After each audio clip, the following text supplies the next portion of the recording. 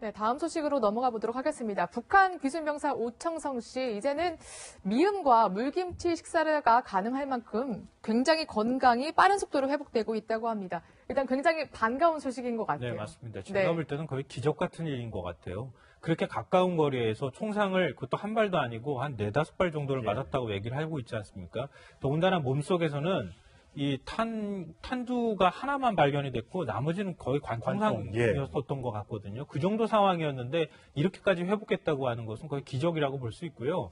그러니까 일반실로 이 중환자실에서 일반실로 내려보냈다고 하는 것 자체가 이미 병사가 많이 회복되고 있다고 하는 증거일 것 같고, 특히나 이제 우리가 병원에서 환자 치료할 때 중환자실에 가족이나 아니면은 친지가 있었던 분들, 그런 경험을 해보신 분들은 아시겠지만 일단 사람이 뭘 먹기 시작한다는 의미는 그렇죠. 상당히 많이 회복되고 있다고 하는 네. 아주 중요한 증거거든요. 그렇죠. 예. 그러니까 지금 이제 미음도 먹고 그다음에 뭐 두부같이 물렁물렁한 음식이라든가 또 김치 국물 같은 것도 먹고 있다고 하는 얘기가 들릴 정도면은, 이 정도면은 이제 많이 회복돼 가고 있다, 이렇게 희망을 우리가 가져도 될 것 같다는 생각이 듭니다. 네. 자, 아주대병원 관계자가 이렇게 증언을 했습니다. 들어보시겠습니다.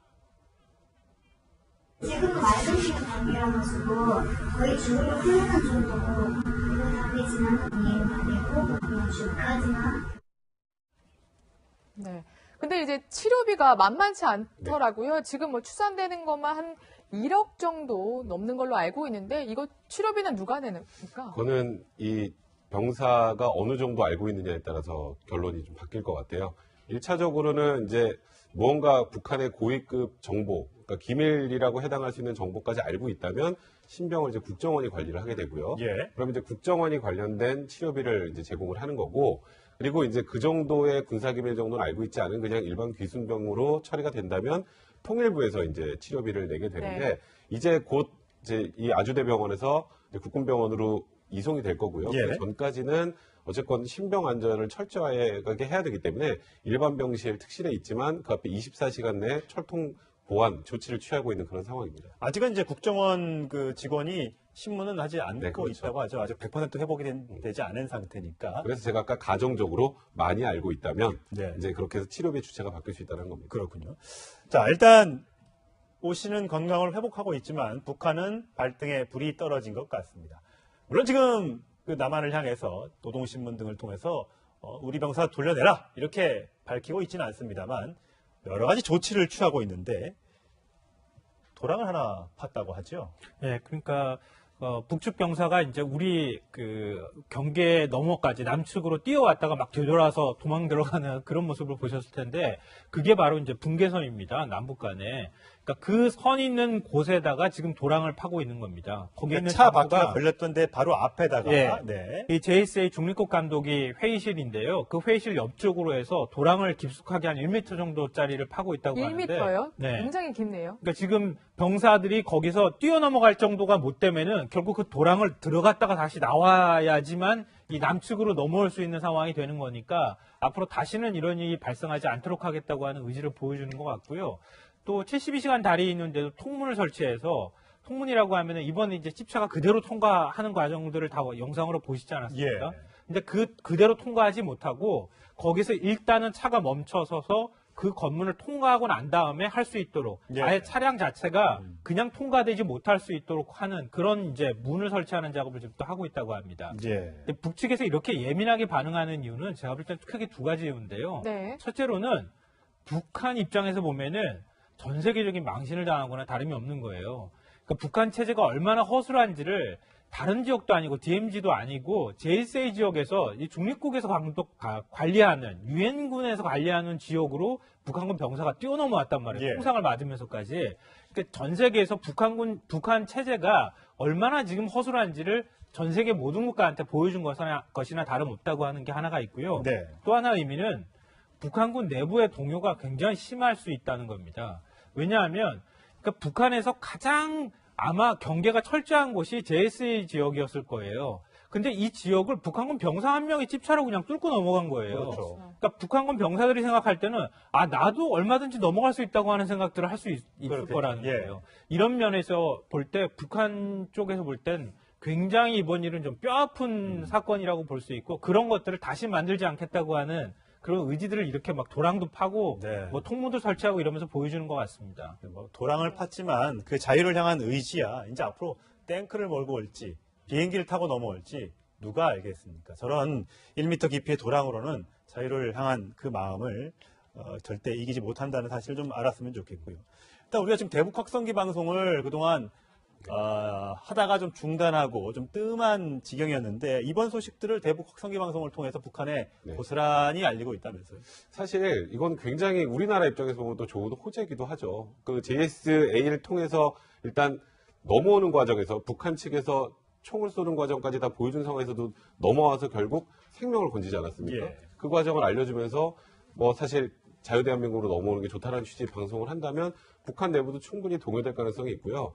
사실 북한에서 아까 조금 전에 말씀하셨던 것처럼 이번 과정 너무 치명적이었기 때문에 제대로 된 항의도 안 하잖아요. 왜냐하면 본인들이 총까지 쏜 영상이 다 공개된 상황에서 우리가 뭘 납치했다라거나 이런 쪽으로 이제 더 이상 주장을 못할 상황까지 연출이 됐기 때문에 북한 입장에서 굉장히 뼈아픈 거고요. 다만 이번에도 또 아까 그 통문 설치나 이 도랑 파는 것들이 또 정전협정 위반의 소지도 분명히 있어요. 이제 이런 부분들에 문제가 있다면 문제 제기는 확실하게 좀 하는 게 좋을 것 같고요. 왜냐하면 옛날에 도끼발행 사건 이후에 그러니까 시야를 방해하는 걸 설치를 못하게 돼 있어요. 예. 양쪽 다 뻥 뚫린 상태로 보게 해놨는데 그거를 스스로 지금 막겠다고 하고 있는 거기 때문에 거기다 또 기관총까지 또 증강해서 배치한다고 하고요. 그 안에는 원래 중화기도 설치를 못하고 권총으로만 해야 되는데 그날 사실 오창성 그 기준벽이 넘어올 때도 AK 소총을 쏘는 걸 저희 눈으로 보지 않았습니까? 그렇죠. 그런 부분에 대해서 확실하게 좀 항의 표시를 더 하는 게 좋지 않을까 개인적인 생각도 좀 드네요. 예. 네. 하여튼 이 북한 이 문제 병사 빨리 회복해서 북한의 실상에 대해서 우리에게 좀 낱낱이 더 생생한 얘기를 좀 해줬으면 좋겠습니다. 자, 두 분 말씀 잘 들었습니다. 네, 두 분 모셨는데요. 백성문 변호사, 김성환 시사평론가와 함께하겠습니다. 네, 안녕하세요. 안녕하세요. 네, 박근혜 전 대통령의 재판이 42일 만에 재개됐지만 박 전 대통령이 불출석하면서 23분 만에 종료가 됐습니다. 대신 재판부는 내일 재판을 다시 열어서 걸석 재판 여부를 결정하겠다 이렇게 밝혔는데요.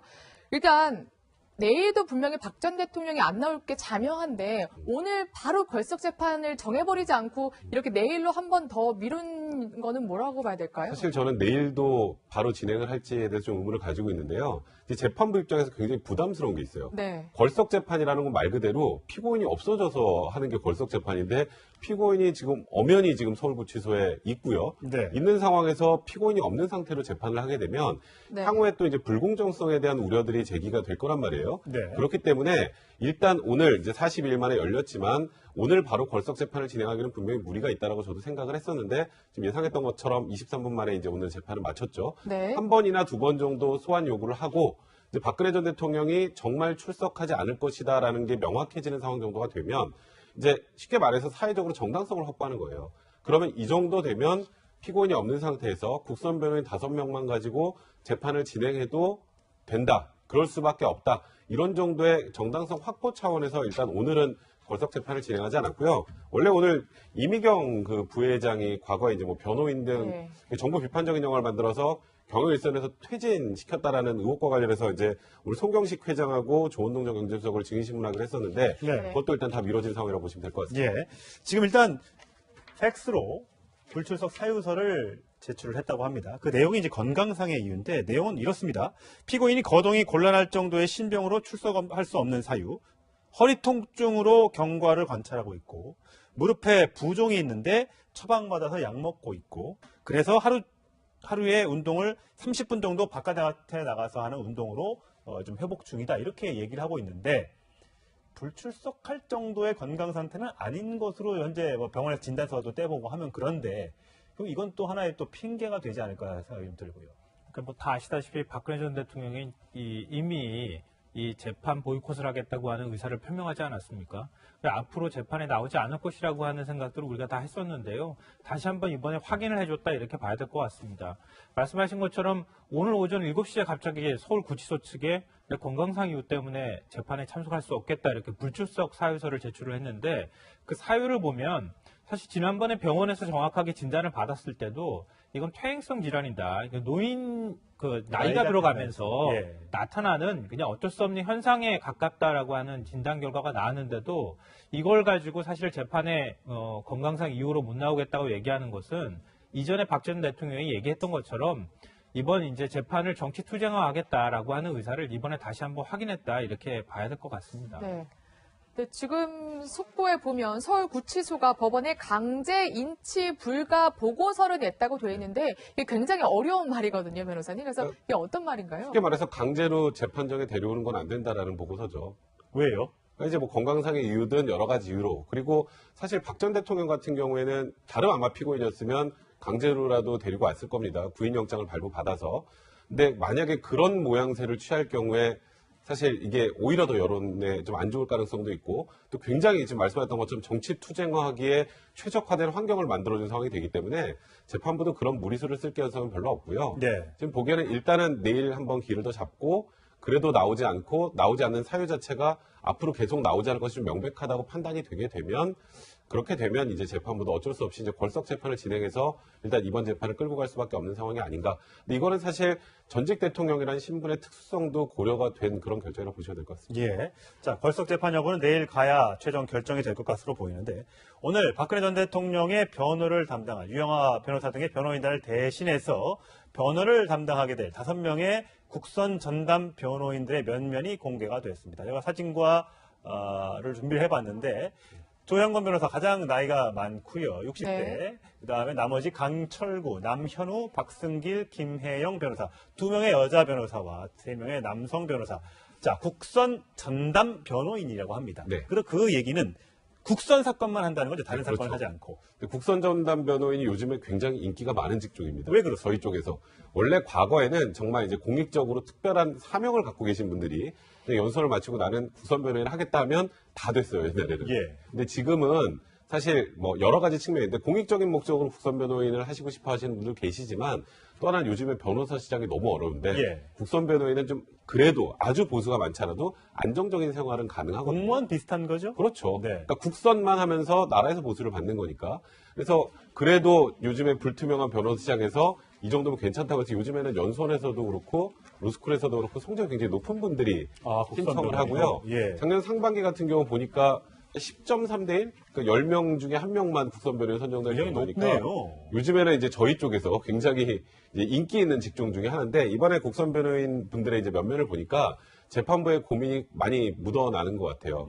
국선 변호인이 선정되는데 이렇게 경력이 많은 변호사들 선정 잘 안 합니다. 아, 그래요? 네. 아. 그리고 이게 5명이나 선정이 돼서 이렇게 딱 보면 조용건 변호사를 필두로 해서 이렇게 전체적으로 팀을 짤 수 있는 정도의 수준의 변호사들로만 채워진 거라는 생각이 들고요. 경력이 꽤 길더라고요. 조 변호사는 이제 가장 선임인데 2006년부터 국선을 전담을 했으니까 네. 11년 차고요. 그렇죠. 그다음에 그 밑에 있는 강철구 변호사도 2008년부터 했으니까 거의 10년 차. 베테랑 국선 변호인을 꾸렸어요. 그런 분들 정도가 돼야 지금 이 박근혜 대통령의 그 어마어마한 기록과 효율적인 재판 진행, 거기다 박 전 대통령이 접견도 안 해줄 거라는 것도 어느 정도 예견이 돼 있는 상황이기 때문에 네. 이제 만약에 이제 걸석 재판이 진행되면은 이런 생각하시는 분들이 있더라고요. 박근혜 전 대통령이 안 나오면 그냥 일방 진행으로 끝나는구나라고 생각하시는 분들이 있을 텐데 예. 그게 아니고요. 이 국선 변호인 5명이 증인신문상 다 만들어 증인신문 합니다. 아. 피고인만 없는 거예요. 아. 근데 다만 이런 질문을 해도 되는지에 대해서 박 전 대통령과 교감이 없으니까 아무래도 박 전 대통령에게 참석하는 것보다는 좀 불리하게 돌아갈 가능성이 예, 많지만 예. 이 국선 변호인이 지금 편파적이다, 불공정하다는 우려를 씻기 위해서는 박근혜 전 대통령과 접견을 하지 않더라도 어느 정도 재판 진행을 해줘야 된단 말이에요. 예. 그러다 보니까 재판부에서 좀 고심을 하고 좀 경력이 많은 국선 변호인을 선정한 게 아닌가 싶습니다. 예. 네.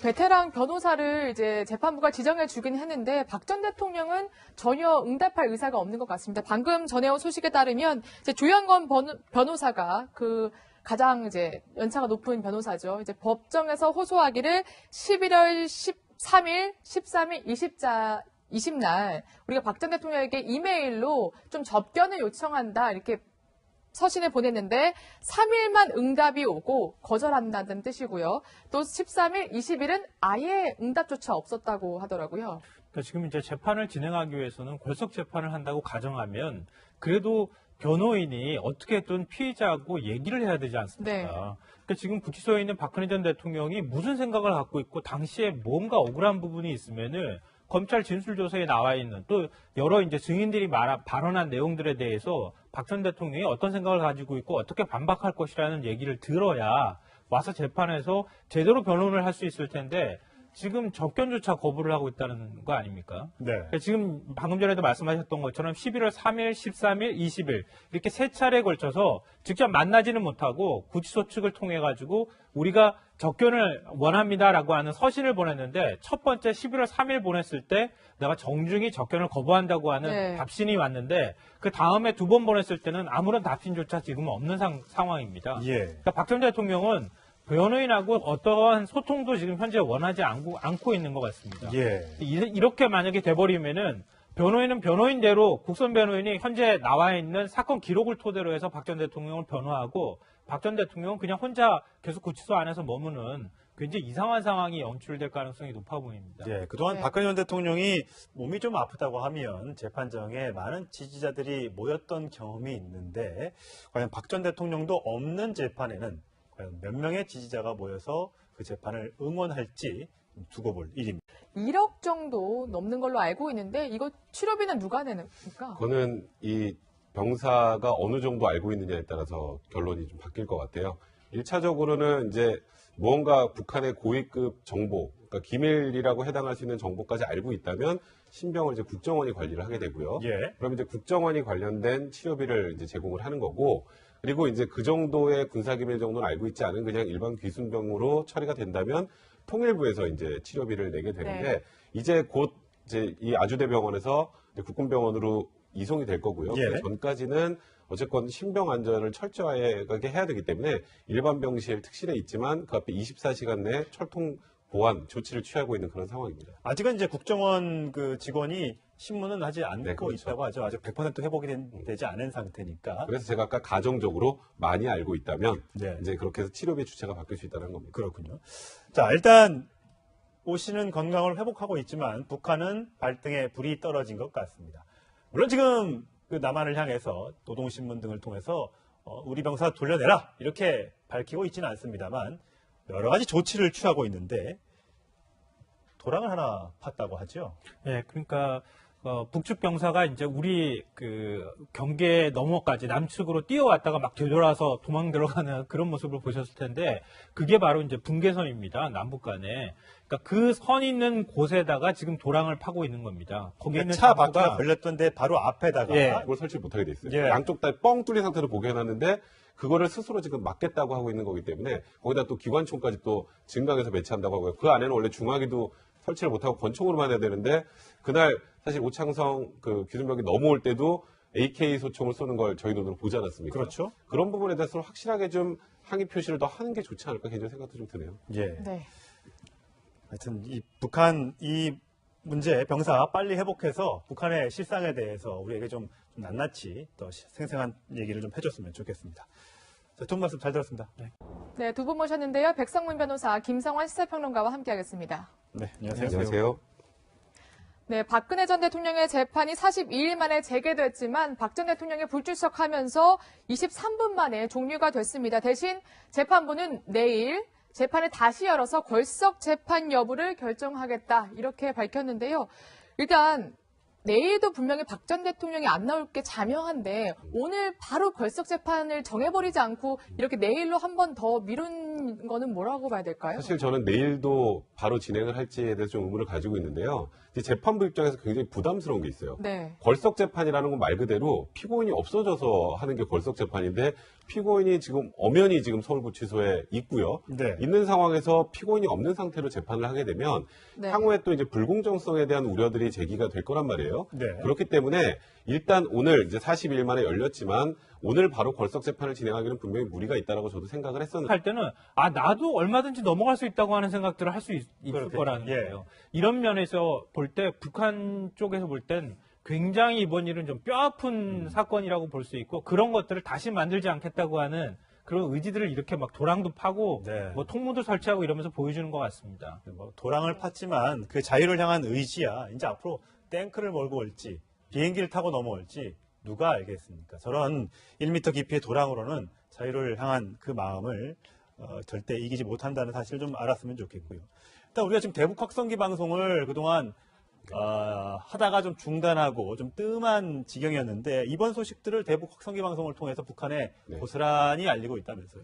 사실 이건 굉장히 우리나라 입장에서 보면 또 좋은 호재이기도 하죠. 그 JSA를 통해서 일단 넘어오는 과정에서 북한 측에서 총을 쏘는 과정까지 다 보여준 상황에서도 넘어와서 결국 생명을 건지지 않았습니까? 예. 그 과정을 알려주면서 뭐 사실 자유대한민국으로 넘어오는 게 좋다는 취지의 방송을 한다면 북한 내부도 충분히 동요될 가능성이 있고요. 사실 북한에서 아까 조금 전에 말씀하셨던 것처럼 이번 과정 너무 치명적이었기 때문에 제대로 된 항의도 안 하잖아요. 왜냐하면 본인들이 총까지 쏜 영상이 다 공개된 상황에서 우리가 뭘 납치했다라거나 이런 쪽으로 이제 더 이상 주장을 못할 상황까지 연출이 됐기 때문에 북한 입장에서 굉장히 뼈아픈 거고요. 다만 이번에도 또 아까 그 통문 설치나 이 도랑 파는 것들이 또 정전협정 위반의 소지도 분명히 있어요. 이제 이런 부분들에 문제가 있던 문제 제기는 확실하게 좀 하는 게 좋을 것 같고요. 왜냐하면 옛날에 도끼발행 사건 이후에 그러니까 시야를 방해하는 네. 이 JSA 중립국 감독이 회의실인데요. 그 회의실 옆쪽으로 해서 도랑을 깊숙하게 한 1m 정도짜리를 파고 있다고 하는데 1m요? 네. 굉장히 깊네요. 그러니까 지금 병사들이 거기서 뛰어넘어갈 정도가 못 되면은 결국 그 도랑을 들어갔다가 다시 나와야지만 이 남측으로 넘어올 수 있는 상황이 되는 거니까 앞으로 다시는 이런 일이 발생하지 않도록 하겠다고 하는 의지를 보여주는 것 같고요.